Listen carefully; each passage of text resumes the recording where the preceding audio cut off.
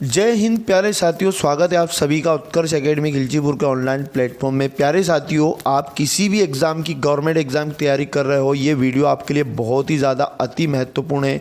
चाहे आप CRPF head constable ministerial की तैयारी कर रहे हो, जिसका 22 फरवरी से एग्ज़ाम शुरू हो चुका है, और एक बार इस वीडियो को ज़रूर देख कर एग्ज़ाम में जाइएगा, काफ़ी फ़ायदा आपका हो जाएगा।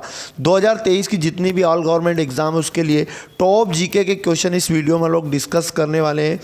चाहे आप आरपीएफ कांस्टेबल आने वाली एग्ज़ाम की तैयारी करें या दिल्ली पुलिस की तैयारी करें, अति महत्वपूर्ण ये वीडियो हो जाएगा और पूरे वीडियो को अंत तक देखिएगा, काफ़ी फ़ायदा आपको इससे होने वाला है। तो पहला क्वेश्चन इसमें हम लोग देखेंगे, द्वितीय विश्व युद्ध में भारतीय सहयोग को सुरक्षित करने के लिए क्रिप्स मिशन किस वर्ष भारत आया था?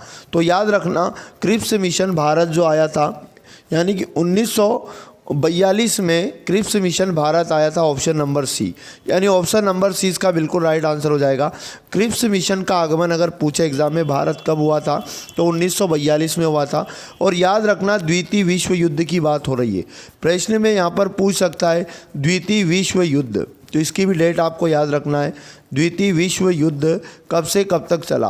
तो याद रखना, जो द्वितीय विश्व युद्ध की तारीख थी वो 1939 से लेकर 1939 से तो 1945 ईस्वी तक चला था। याद रखना, 1945 तक चला था द्वितीय विश्व युद्ध। और यदि अपन बात करें द्वितीय विश्व युद्ध का कारण क्या था, द्वितीय विश्व युद्ध होने का कारण क्या था, तो याद रखना जो उसका कारण था हिटलर का पोलैंड पर आक्रमण। अगर एग्ज़ाम में पूछ ले कि द्वितीय विश्व युद्ध का कारण क्या था, तो हिटलर का पोलैंड पर आक्रमण, ये वेरी मोस्ट आईएमपी बात आपको याद रखना, पोलैंड पर आक्रमण। इतना तो आपको इस प्रश्न से छाप कर रखना है। आगे बढ़ते हैं नेक्स्ट क्वेश्चन की ओर। अगला क्वेश्चन, आगे यदि बात करें अगले क्वेश्चन की, क्वेश्चन नंबर 2, निम्न में से किस अवधारणा के अनुसार गरीबी को निम्न में से किस अवधारणा के अनुसार गरीबी को अन्य गरीब लोगों के साथ केवल निकृष्ट परिवेश में रहने वाले गरीबों के संदर्भ में देखा जाना चाहिए? तो इसका सही जवाब हो जाएगा ऑप्शन नंबर बी, यानी कि सामाजिक बहिष्कार। बी वाला बिल्कुल इसका राइट आंसर हो जाएगा। आगे बात करते हैं अगला क्वेश्चन, अगला क्वेश्चन वेरी मोस्ट टाइम पे स्टार लगा लेना, अति महत्वपूर्ण क्वेश्चन है। अगला क्वेश्चन है, नृत्य शैली डोलू कुनी था, इस नृत्य शैली का नाम याद रखिएगा, डोलू कोनी था, किस भारतीय राज्य से संबंधित है? तो इसका सही जवाब हो जाएगा ऑप्शन नंबर डी, यानी कि कर्नाटक। डी वाला इसका बिल्कुल राइट आंसर हो जाएगा।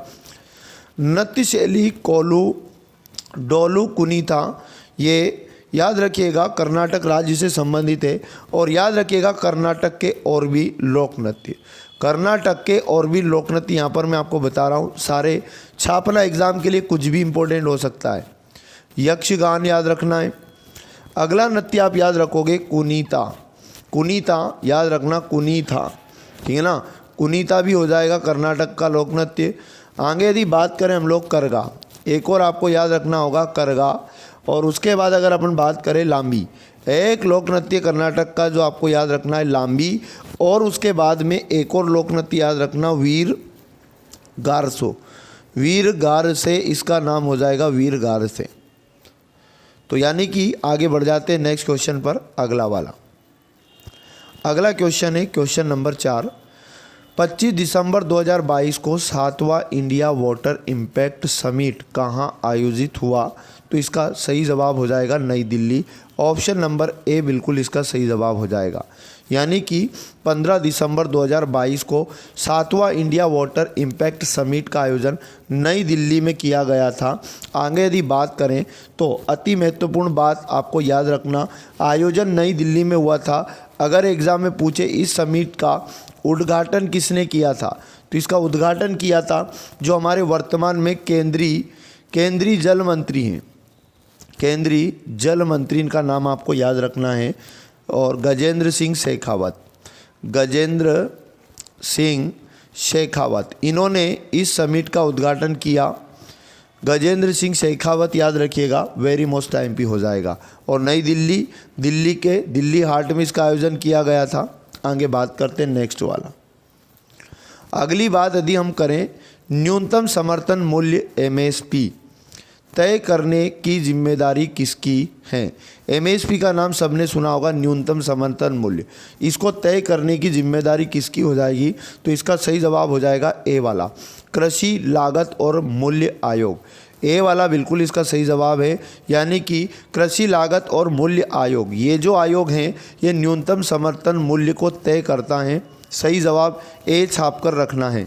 आगे बात करते हैं 6 नंबर की। यदि हम बात करें तो भारतीय मौसम विज्ञान IMD और उसके बाद ने वर्षा से नदियों और जलाशयों में जल स्तर में वृद्धि के आकलन के लिए तकनीक विकसित की हैं, ठीक है ना। और उस तकनीक का नाम क्या हो जाएगा? 4 ऑप्शन आपको दिए गए हैं। तो सही जवाब हो जाएगा इसका बी वाला, यानी याद रखना प्रभाव आधारित पूर्वानुमान दृष्टिकोण, यानी कि इसका सही जवाब हो जाएगा बी वाला। तो ये आपको याद रखना है, भारतीय मौसम विभाग ने, है ना, प्रभाव आधारित पूर्वानुमान दृष्टिकोण, मौसम का पहले से अनुमान लगाने के लिए ये एक तकनीक विकसित की है जिसका नाम आपको याद रखना है। और एक चीज़ और आपको याद रखना है कि भारतीय मौसम वेधशाला कहाँ पर है? एग्ज़ाम में पूछ लेता है भारतीय मौसम वेधशाला। भारतीय मौसम वेधशाला अगर एग्ज़ाम के अंदर पूछे कहाँ पर हैं वेधशाला, तो इसका सही जवाब आपको याद रखना, कभी एग्ज़ाम में आ जाए तो पुणे बताइएगा। पुणे महाराष्ट्र में भारतीय मौसम वेधशाला स्थित हैं। तो आगे बढ़ते हैं अगली जानकारी की ओर, नेक्स्ट वाला।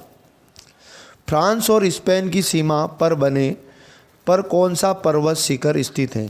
फ्रांस और स्पेन की सीमा पर कौन सा पर्वत शिखर स्थित है? तो इसका जो सही जवाब हो जाएगा पिरेनीज पर्वत। बी वाला बिल्कुल इसका सही जवाब है। तो फ्रांस और स्पेन की सीमा पर जो पर्वत है उसका नाम है पिरेनीज पर्वत। और वेरी मोस्ट IMP है कि इस पिरेनीज पर्वत का अगर एग्ज़ाम में पूछे सर्वोच्च शिखर का नाम बताओ, इसके सर्वोच्च शिखर का नाम क्या हो जाएगा? तो याद रखना पिरेनीज पर्वत का सर्वोच्च शिखर जो हो जाएगा आनेतो, इसका नाम आपको याद रखना है, आनेतो इसका सर्वोच्च शिखर हो जाएगा। आगे यदि बात करें कि जो पिरेनीज पर्वत है इसकी ऊंचाई कितनी है, पिरेनीज पर्वत की ऊंचाई कितनी हो जाएगी? तो सही जवाब आपको याद रखना 3,404 मीटर इसकी ऊंचाई हो जाएगी पिरेनीज पर्वत की। तो याद रखना ये फ्रांस और नेपाल की सीमा पर स्थित एक पर्वत का नाम है। अगला यदि बात करें नेक्स्ट 8 नंबर की, तो 8 नंबर में लिखा है प्राचीन शहर लोथल जो हैं, जो अब एक प्रमुख पुरातात्विक स्थल के रूप में प्रसिद्ध हैं, भारत के किस राज्य में? लोथल अगर पूछा जाए तो याद रखना गुजरात राज्य में है। ऑप्शन नंबर डी इसका बिल्कुल राइट आंसर हो जाएगा। गुजरात राज्य में है और गुजरात के जिस शहर में उसका नाम आपको याद रखना अहमदाबाद, है ना, अहमदाबाद में, है ना, लोथल हैं गुजरात, ठीक है ना, गुजरात के अहमदाबाद में लोथल हैं। और याद रखना अगर किस नदी के किनारे एग्ज़ाम में पूछे तो लोथल जो हो जाएगा भोगवा नदी के किनारे हैं। तो इस नदी का नाम भी आपको याद रखना, भोगवा नदी के किनारे अवस्थित हैं। वेरी मोस्ट IMP जानकारी हो जाएगी। आगे यदि बात करें अगला क्वेश्चन 9 नंबर, परमाणु संपन्न बैलिस्टिक मिसाइल अग्नि 5, मिसाइल का नाम है अग्नि 5 का परीक्षण दिसंबर 2022 में किस तिथि को किया गया? 2022 में इसका याद रखना सफल परीक्षण हुआ। तो याद रखना क्वेश्चन में पूछा गया किस तिथि को हुआ, तो राइट आंसर हो जाएगा 15 दिसंबर। ऑप्शन नंबर बी बिल्कुल इसका सही जवाब हो जाएगा 15 दिसंबर को, 15 दिसंबर 2022 को इस मिसाइल का क्या हुआ? सफल परीक्षण हुआ, याद रखना। वेरी मोस्ट IMP हो जाएगा। अच्छा, एग्ज़ाम में पूछ लेता है इसका प्रथम परीक्षण कब किया गया था? जो अग्नि 5 मिसाइल है इसका पहला परीक्षण कब किया गया? कभी एग्ज़ाम के अंदर पूछ ले तो आपको बताना 19 अप्रैल 2012 को पहली बार अग्नि 5 मिसाइल का सफलतापूर्वक परीक्षण किया गया। 19 अप्रैल 2022 इसका सही जवाब हो जाएगा। 19 अप्रैल 2022 नहीं प्यारे साथियों, 19 अप्रैल 2012 याद रखना है। गलती हुआ इसके लिए सॉरी। ठीक है, आगे बढ़ जाते हैं अगले क्वेश्चन की ओर, नेक्स्ट वाला। अगला क्वेश्चन है चौक का रासायनिक नाम क्या है? चौक का रासायनिक नाम अगर एग्ज़ाम के अंदर पूछा जाए तो क्या आपको बताना है? तो याद रखना इसका सही जवाब हो जाएगा कैल्शियम कार्बोनेट। चौक का रासायनिक नाम हो जाएगा कैल्शियम कार्बोनेट, यानी कि इसका सही जवाब बी वाला ऑप्शन हो जाएगा। अब एग्ज़ाम के अंदर पूछ लेता है कैल्शियम कार्बोनेट का सूत्र बताओ। कभी पूछ ले कि कैल्शियम कार्बोनेट का सूत्र बताओ, एग्ज़ाम के लिए अति महत्वपूर्ण याद रखना CaCO3। CaCO3 कैल्शियम कार्बोनेट का ये एक सूत्र है जो आपको छाप कर रखना एग्ज़ाम के लिए अति महत्वपूर्ण हो जाएगा। आगे बात करते हैं नेक्स्ट क्वेश्चन की। अगला क्वेश्चन आपके पास है 11 नंबर, और इसमें लिखा है 2011 की जनगणना के अनुसार किस भारतीय राज्य में सबसे कम जनसंख्या घनत्व है? किस भारतीय राज्य में सबसे कम जनसंख्या घनत्व हो जाएगा? तो इसका सही जवाब हो जाएगा Arunachal Pradesh. Option number B बिल्कुल इसका राइट आंसर हो जाएगा।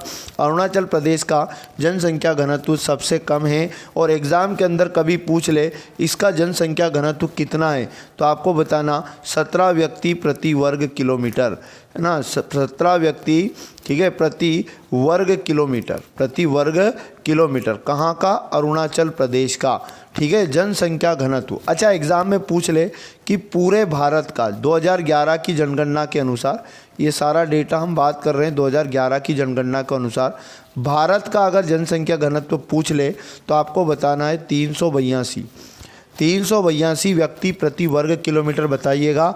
और यदि एग्ज़ाम के अंदर जैसे पूछा सबसे कम जनसंख्या घनत्व वाला राज्य पूछा, इस प्रकार सबसे अधिक जनसंख्या घनत्व वाला राज्य पूछे तो आपको बताइएगा बिहार राज्य का जनसंख्या घनत्व सबसे अधिक हो जाएगा।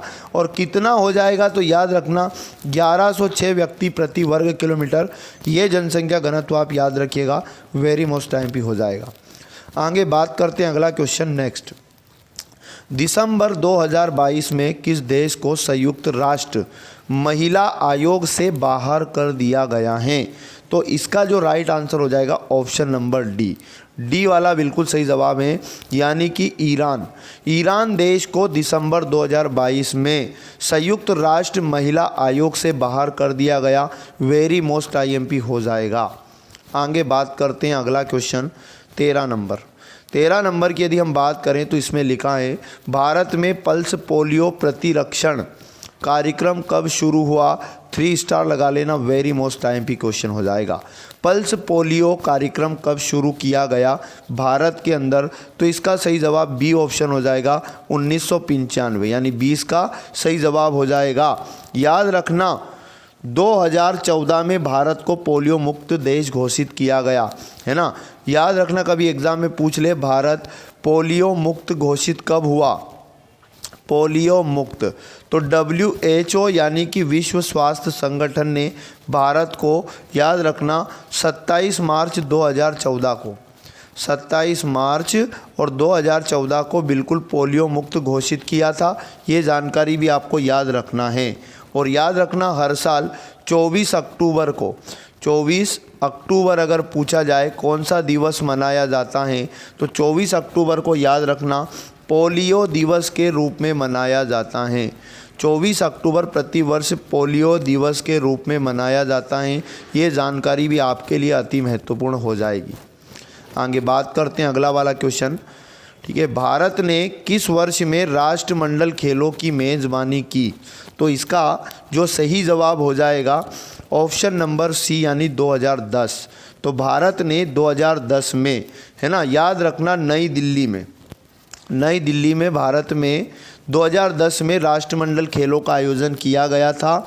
और अगर एग्ज़ाम में पूछ ले प्रथम राष्ट्रमंडल खेल, अगर एग्ज़ाम में पूछ ले प्रथम राष्ट्रमंडल खेल का आयोजन कब हुआ था तो याद रखना प्रथम राष्ट्रमंडल खेल का आयोजन 1930 ईस्वी में हुआ था। और कहाँ पर? तो याद रखना हैमिल्टन, इसका सही जवाब हो जाएगा हैमिल्टन, कनाडा में।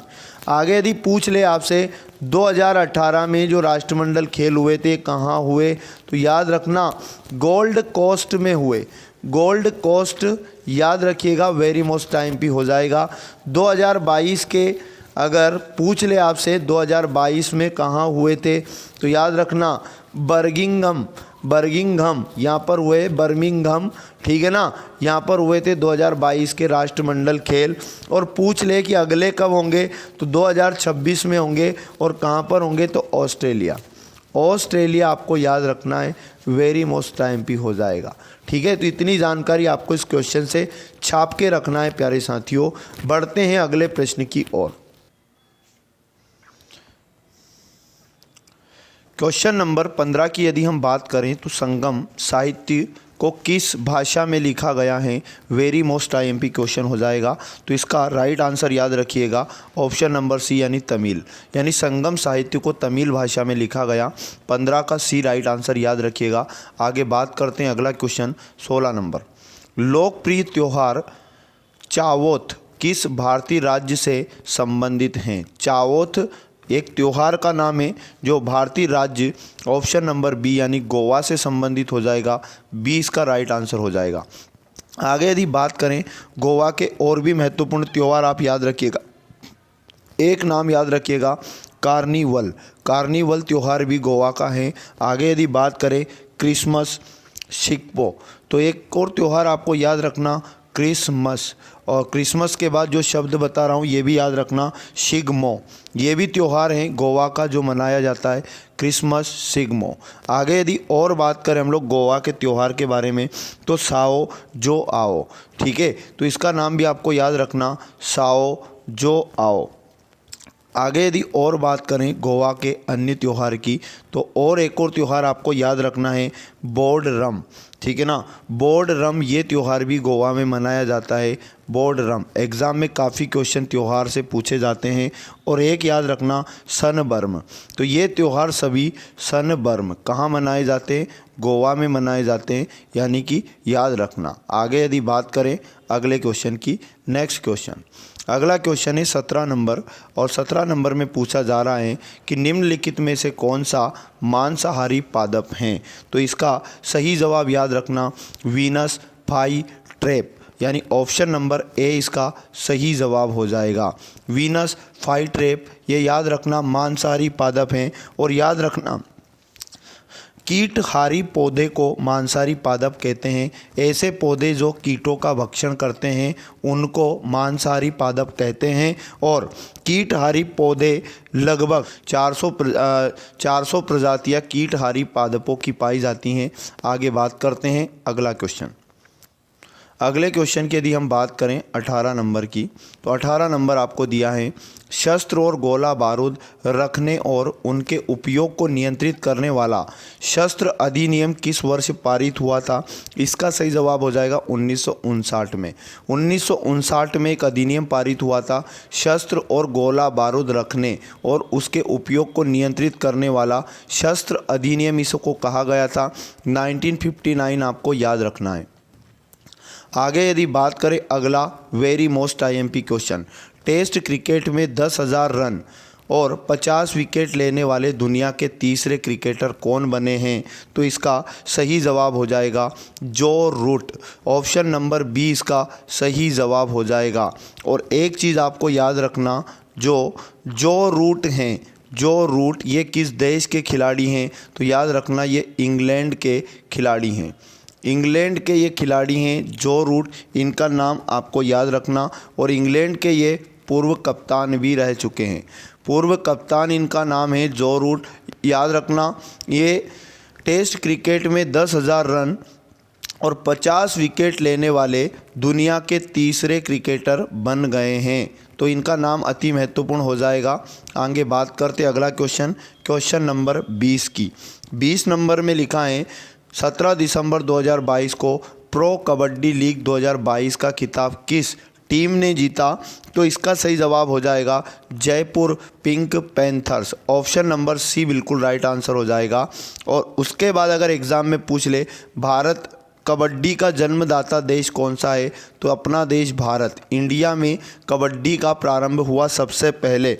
और याद रखना कबड्डी खेल में प्रत्येक टीम में 7 खिलाड़ी होते हैं, प्रत्येक टीम में 7 खिलाड़ी होते हैं कबड्डी खेल में, ये जानकारी भी आपको याद रखना है। आगे बात करते हैं अगली जानकारी की। 21 नंबर यदि हम बात करें तो 1950 में भारतीय संविधान द्वारा देश को शासित करने वाले मौलिक दस्तावेज के रूप में किस अधिनियम को प्रतिस्थापित किया गया था? तो इसका सही जवाब हो जाएगा भारत सरकार अधिनियम 1935। ऑप्शन नंबर 20 का सही जवाब हो जाएगा। आगे यदि बात करें अगले क्वेश्चन की, क्वेश्चन नंबर 22, तो इसकी यदि हम बात करें तो EME मंदिर, जिसे दक्षिणामूर्ति मंदिर भी कहा जाता है, EME मंदिर जिसे दक्षिणामूर्ति मंदिर भी कहा जाता है, भारत के किस शहर में स्थित है? इसका सही जवाब हो जाएगा वडोदरा। ऑप्शन नंबर 20 का राइट आंसर हो जाएगा वडोदरा में ये मंदिर स्थित है। एग्ज़ाम में पूछ ले किस देवता का ये मंदिर है, तो याद रखना शिव का अद्भुत मंदिर है। भगवान शिव का ये अद्भुत मंदिर है जो वडोदरा में है। और यहाँ पर अगर पूछ ले एग्ज़ाम में कि वडोदरा जो है इसका पुराना नाम क्या था, वडोदरा का पुराना नाम अगर एग्ज़ाम में पूछ ले तो आपको बताना है बड़ौदा। बड़ौदा का नया नाम वडोदरा है। तो बड़ौदा पूर्व नाम था। और उसके बाद में अगर एग्ज़ाम में पूछ ले कि वडोदरा जो है किस नदी के किनारे बसा है, तो इस नदी का नाम आपको याद रखना विश्वामित्र नदी। विश्वामित्र नदी के किनारे बसा है वडोदरा। तो ये जानकारी भी आपको याद रखना है। आगे बात करते हैं अगला क्वेश्चन 23 नंबर। एलईडी का पूर्ण रूप क्या है जिसके आविष्कार के लिए आविष्कारों को 2014 में नोबेल पुरस्कार मिला था? तो इसका राइट आंसर जो हो जाएगा वेरी मोस्ट टाइम हो जाएगा सी वाला, लाइट इमिटिंग डायोड। ये एलईडी का पूरा नाम है, एग्ज़ाम के अंदर आ सकता है। ऑप्शन नंबर सी आपको याद रखना है। आगे बात करते हैं अगला क्वेश्चन 24 नंबर की यदि हम बात करें फ्लोटिंग है ना, फूमदीस भारत के किस राज्य में पाए जाते हैं? तो याद रखना इसका सही जवाब हो जाएगा ऑप्शन नंबर डी, यानी कि फ्लोटिंग फूमदीस भारत के मणिपुर राज्य में पाए जाते हैं। और यहाँ पर याद रखना एक नेशनल पार्क का नाम है ना, नेशनल पार्क भी है यहाँ पर, और फेमस नेशनल पार्क है मणिपुर का जिसका नाम है केमबुल लामजाओ। ठीक है, केमबुल लामजाओ यहाँ का नेशनल पार्क है। और यहाँ पर एक झील आपको याद रखना है, मणिपुर की एक झील का नाम आपको याद रखना है लोकटक झील। लोकटक झील कहाँ पर है? तो याद रखना मणिपुर में है। वेरी मोस्ट टाइम पे ये क्वेश्चन हो जाएगा। आगे बात करते हैं 25वां क्वेश्चन। तो 25वें क्वेश्चन में लिखा है संविधान की 8वीं अनुसूची है ना, और संविधान में ये अनुसूची 92वां संविधान संशोधन अधिनियम 2003 के द्वारा अद्यतन में सूचीबद्ध भाषाओं की संख्या बताना। तो याद रखना 22 भाषाएं संविधान की 8वीं अनुसूची में हैं। लेकिन एग्ज़ाम में पूछ ले कि प्रारंभ में जो संविधान बना था उसमें कितनी भाषाओं का वर्णन था? तो याद रखना उस टाइम 22 भाषाएं नहीं थी, मूल संविधान में सिर्फ 14 भाषाएं थी। मूल संविधान में याद रखना 14 भाषाएं थी और अभी वर्तमान में 22 भाषाएं हैं। याद रखना वेरी मोस्ट टाइम पे हो जाएगा। अच्छा, एक अनुच्छेद आपको याद रखना है संविधान का, अनुच्छेद 343 343 अनुच्छेद याद रखना, राजभाषा हिंदी से ये संबंधित है ना। एग्ज़ाम में पूछ लेता है कि अनुच्छेद 343 का संबंध किससे है? तो राजभाषा से संबंधित है हिंदी। तो वेरी मोस्ट टाइम पे ये जानकारी भी आपको याद रखना है। तो ये थे 25 अति महत्वपूर्ण प्रश्न। यदि वीडियो अच्छा लगा तो वीडियो को लाइक करें, शेयर करें, अपने सभी दोस्तों तक इसे पहुंचाएं। और जो साथी चैनल पर पहली बार जुड़े हैं चैनल को सब्सक्राइब कर ले, जिससे आपको हमारे सभी वीडियो का नोटिफिकेशन मिलता रहेंगे। मिलेंगे पुनः नेक्स्ट वीडियो में, तब तक जय हिंद जय भारत।